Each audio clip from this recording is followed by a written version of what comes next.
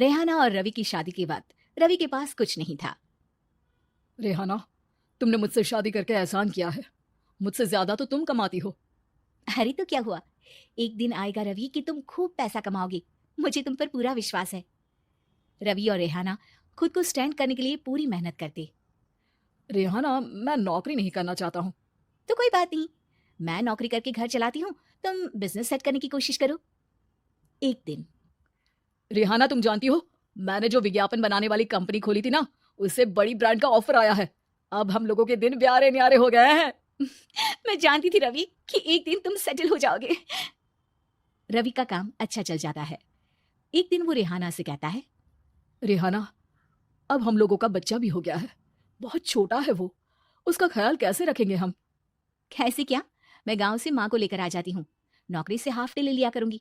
अभी तो वो छोटा है, स्कूल जाने तक मैं मैनेज कर लूंगी। देखो रेहाना, मैं अब अच्छा कमा रहा हूँ।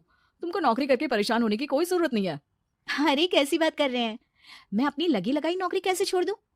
और मैंने तो सुना है हम लोगों को कुछ ही महीनों में सरकारी नौकरी मिल जाएगी। सरकारी नौकरी में कितना कमा लोगी? उतने में तो मैं ड्राइवर रख लूंगा। रेहाना को रवि की बात का थोड़ा बुरा तो लगता है। कम से कम मेरी नौकरी की इतनी बेइज्जती मत करो। भूल गए, इसी नौकरी की बदौलत तुमने अपना बिजनेस खड़ा किया है। अरे वो तो मैं किसी के भरोसे भी कर लेता। देखो, अपने बच्चे को संभालो, घर का काम करो। अब बाहर जाती तुम अच्छी नहीं लगती हो। रेहाना रवि के कहने पर नौकरी तो छोड़ देती है, लेकिन अब बड़े से घर में उसकी कीमत किसी नौकर से कम नहीं होती।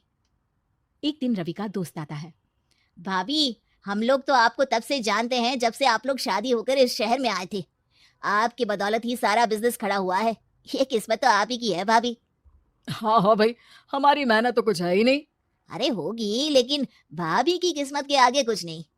दोस्त वहां से चला जाता है, लेकिन रवि का गुस्सा सातवें आसमान में होता है। देखा कैसे बोल रहा था? अरे बिल्कुल अच्छा आदमी नहीं है ये। कैसी बात कर रहे हैं आप? प्रशांत भैया तो बहुत अच्छे इंसान है रवि। कैसे उन्होंने हमारे मुश्किल वक्त में हमारा साथ दिया था। अरे था पैसा तो साथ दिया, नहीं तो कौन पूछता है? रवि का व्यवहार पैसा आते ही अलग हो गया। वो बंदे को बंदा नहीं समझता। घमंड से घिरे रवि ने तो एक दिन हद ही कर दी। रेहाना, मैं अब तुम्हारे साथ नहीं रह सकता हूँ। क्या? क्या बकवास कर रहे हो रवि? क्या कहना चाहते हो? और क्यों नहीं रह सकते तुम मेरे साथ?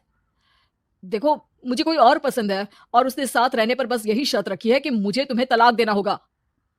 रेहाना, जो कि एक स्वावलंबी महिला थी, उसने बिना देर किए रवि को कह दिया, कोई इश्यू नहीं, मुझे पैकिंग में 4 दिन का वक्त लगेगा, लेकिन तब तक मैं तुम्हारे साथ नहीं रहूंगी।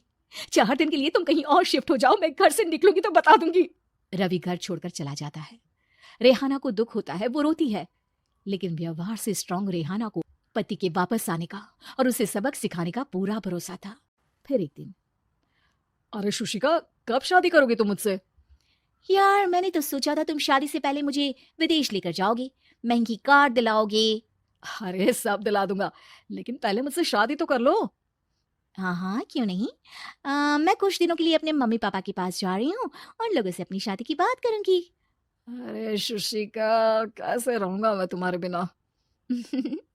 अब तो शादी ही होने वाली है हम लोगों की। शुशिका रवि को छोड़कर चली जाती है। रवि घर आता है, जहां रेहाना को ना पाकर उसे सब अजीब लगता है। घर तो रेहाना के बिना कुछ नहीं है। बच्चे की याद भी आ रही है।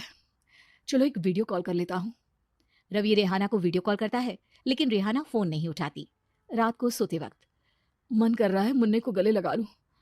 चलो कोई ना, शुशिका से शादी के बाद मेरे और भी बच्चे होंगे। अगले दिन रवि ऑफिस जाता है, जहां टीना खड़ी होती है। सर, आपने अपने नए ऐड के लिए मॉडल की रिक्वायरमेंट डाली थी ना, मैं उसी के लिए आई हूँ। रवि टीना को देखकर खुश हो जाता है। अब शादी हो गई है तुम्हारी? नहीं सर, बस अच्छा सा हैंडसम और अमीर लड़का देख रहे हैं मेरे मम्मी पापा। रवि के दिमाग से तो टीना को देखकर शुशिका का ख्याल भी खत्म हो जाता है। अरे यार, ये लड़की मिल जाए, कितनी सुंदर है। शुशिका तो इसके आगे कुछ नहीं है। आ, अब क्या तुम्हें ऐसा नहीं लगता कि मुझसे मिलकर तुम्हारी ये खोज खत्म हो गई है? आप ना, आप तो 2 बच्चों की पापा लग रहे हैं। अरे नहीं नहीं, मेरी शादी तो हुई थी, लेकिन बीवी को किसी और से प्यार था, मुझे छोड़कर चली गई। खैर, टीना की दोस्ती रवि से हो जाती है, लेकिन 1 महीने बाद शुशिका रवि के पास वापस आती है। मेरे मम्मी पापा तुमसे मिलना चाहते हैं, लेकिन उन लोगों को ये मत बताना कि तुम पहले से शादीशुदा हो, और हाँ, शादी से पहले अपनी सारी प्रॉपर्टी तुमको मेरे नाम करनी होगी। अरे पागल, अब मैं तुमसे शादी ही नहीं करना चाहता। भला ऐसी लालची औरत से कौन शादी करेगा? तभी वहां टीना आ जाती है। रवि, ये पागल सी औरत कौन है? देखो, तुमने ही कह दिया ना पागल, तो पागल ही है। पता नहीं कौन है, कह रही है शादी कर लो, लेकिन शादी से पहले अपनी सारी प्रॉपर्टी मेरे नाम कर दो। बोल तो सही रही है। वैसे तुम जानती हो, मेरी एक सहेली है, उसके पति ने उसे पैसा आते ही छोड़ दिया, जबकि उसको खड़ा करने वाली ही मेरी सहेली थी। और मुझे भी भरोसा नहीं है। अगर मैं भी तुमसे शादी करूंगी तो तभी जब तुम मेरे नाम अपनी सारी प्रॉपर्टी कर दोगे। अरे हाँ हाँ, क्यों नहीं, बिल्कुल कर दूंगा। रवि और टीना की शादी की तारीख तय हो जाती है। वो अपनी सारी प्रॉपर्टी के कागज लेकर शादी वाली जगह पर पहुंचता है, लेकिन वहां टीना आती नहीं। रवि टीना को मैसेज करता है, कहाँ हो? सॉरी, मैं तुमसे शादी नहीं कर सकती, मुझे तुमसे भी ज्यादा पैसे वाला मिल गया। रवि को गुस्सा आ जाता है। वो गुस्से से सारा डेकोरेशन तोड़ रहा होता है कि वहां रेहाना आ जाती है। सर, क्या हो गया? क्या डेकोरेशन पसंद नहीं आई आपको? तुम यहाँ क्या कर रही हो? मैं यहाँ की डेकोरेटर हूँ। क्या आपको पसंद नहीं आई यहाँ की सजावट? रवि दौड़कर रेहाना के गले लग जाता है। मुझे माफ कर दो रेहाना। रवि रेहाना के गले लग जाता है और रेहाना टीना को थैंक्स का मैसेज करती है।